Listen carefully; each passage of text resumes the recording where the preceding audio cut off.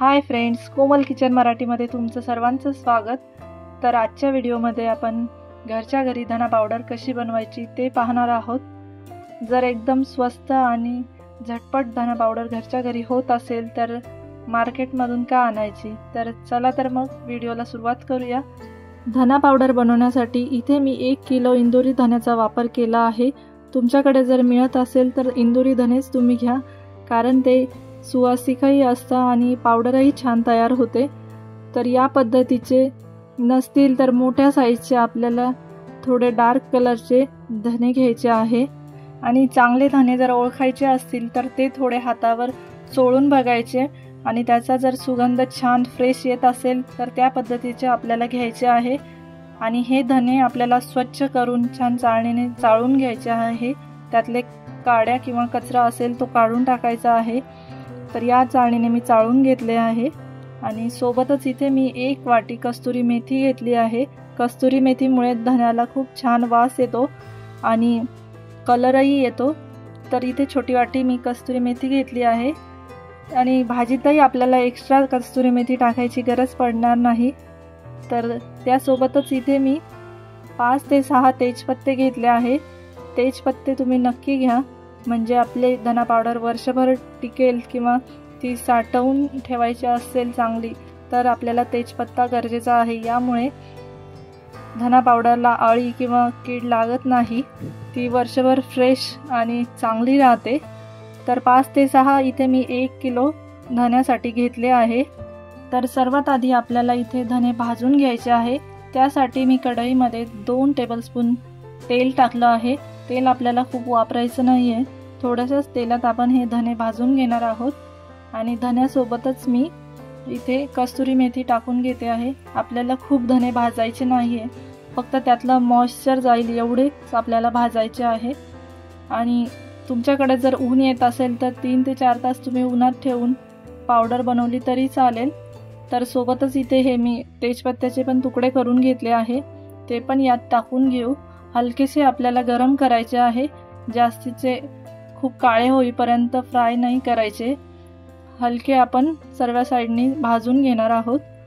तर इथे मी 3 ते 4 मिनिट लो फ्लेमवर भाजून घेतले आहे। सारखे सारखे आपल्याला आलटून पलटून घ्यायचे आहे, जेणेकरून एक साइडच त्याची भाजणार नाही। तर इथे आपल्याला हलकासा कलर चेंज झाल्यावर आणि छान सुगंध सुटल्यावर हे एका भांड्यामध्ये काढून घ्यायचे आहे। तर इथे महत्त्वाचं म्हणजे आपल्याला धने खूप हाय फ्लेमवर भाजायचे नाही आहे किंवा खूप जास्त वेळही नाही भाजायचे, जेणेकरून धना पावडरला उग्र वास येणार नाही। तर धने भाजून झाल्यानंतर इथे मी मोठ्या भांड्यात काढून घेतले आहे आणि थंड होण्यासाठी पसरवून घेतले आहे। तर आपल्याला ह्या मोठ्या भांड्यात त्याची पावडर करायची आहे। मिक्सरचं जे मसाल्याचं मोठं भांडं असतं त्यामध्ये मी धना पावडर करणार आहे। इथे तुम्हाला मिक्सरमध्ये नसेल करायची किंवा कांडप यंत्रामधून काढून आणायची असेल तर सोबतच यामध्ये तुम्ही हळकुंडही घाला आणि आपल्याला हळदीवरच ती दळून घ्यायची आहे। हळदीने धना पावडरला अजून छान रंग येतो। तर इथे मी हे मिक्सरला फिरवून घेतलं आहे, तुम्ही बघू शकता। तर छान आपली पावडर तयार झाली आहे आणि वासही खूप छान येतोय। तर या पद्धतीने आपल्याला दळून घ्यायची आहे आणि नंतर ती चाळणीने चाळायची आहे।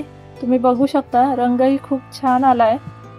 तर या स्टेजला इथे मी 2 चमचे यामध्ये हळद ॲड करून पल्स मोडला एक वेळेस फिरवून घेणार आहे। इथे आपल्याला हळदीचा खूप जास्त वापर करायचा नाही आहे, म्हणजे आपण भाजीला हळद वापरतोच, त्यामुळे आपल्याला रंग येण्यासाठीच इथे हळदीचा वापर करायचा आहे। तर इथे मी फिरवून घेतल्यानंतर आता आपण चाळून घेऊया। इथे मी ही सर्व पावडर पिठाच्या चाळणीने चाळून घेते आहे, जेणेकरून त्यातले जाडसर कण किंवा एक्स्ट्रा धने राहिले असतील तेही आपण पुढच्या धन्यांमध्ये फिरवून घेणार आहोत। तर इथे वरती तुम्ही बघू शकता हे जाडसर अशा पद्धतीचे आपल्याला पुढच्या धन्यांसोबत दळून घ्यायचे आहे। तर याच पद्धतीने आपल्याला उरलेले धने सुद्धा हळद पावडर मिक्स करून दळून घ्यायचे आहे आणि चाळून घ्यायचे आहे। तर इथे आपली धना पावडर मी सर्व चाळून घेतली आहे, तुम्ही बघू शकता। या पद्धतीची एकदम छान हिरवीगार धना पावडर तयार झाली आहे। इथे माझ्याकडं मार्केटमधून आणलेली थोडी धना पावडर होती, तर मी तुम्हाला या दोघांचा फरक दाखवते। आता ही घरी तयार केलेली आणि मार्केटमधली धना पावडर कलरचाही खूप फरक आहे आणि शिवाय आपण घरी वापरलेले पदार्थही त्यामध्ये चांगले आहे। तर घरी फार मेहनत न करता अगदी झटपट कमी वेळेत आपली धना पावडर तयार होऊ शकते आणि तीही एकदम स्वस्तात ओरिजिनल आपण बनवू शकतो। तर इथे आपल्याला ही धना पावडर भरून ठेवण्यासाठी स्वच्छ काचेची बरणी किंवा तुम्ही स्टीलच्या डब्यामध्ये पण भरून ठेवू शकता। वर्षभराची धना पावडर आपल्याला सेपरेटच ठेवायची आहे आणि रोज वापरण्यासाठी एका छोट्या बरणीमध्ये भरून घ्यायची आहे, म्हणजे तिचा वासही चांगला राहील आणि ती वर्षभर टिकेलही। तर या पद्धतीने आपल्याला दाबून अशी थोडी थोडी भरून आणि असे दाबून घ्यायची आहे, त्यामध्ये एअर राहणार नाही। तर अशा पद्धतीने मी सगळी धना पावडर भरून घेते। धना पावडर स्टोअर करण्यासाठी शक्यतो एअरटाईट डबा किंवा झिपलॉक बॅगचाच वापर करा, म्हणजे तिचा वासही वर्षभर चांगला राहील। तर इथे या पद्धतीने आपल्याला दाबून भरून घ्यायची आहे आणि एअरटाईट करून ठेवायची आहे। तुम्हीही एकदा या पद्धतीने धना पावडर बनवून बघा, अगदी सोपी आणि झटपट तयार होणारी ही रेसिपी आहे। तुम्हाला हा व्हिडिओ थोडाही हेल्पफुल वाटला असेल तर व्हिडिओला एक लाईक करायला विसरू नका आणि चॅनलवर नवीन असाल तर चॅनलला सबस्क्राईब करा। Thank you for watching. बाय।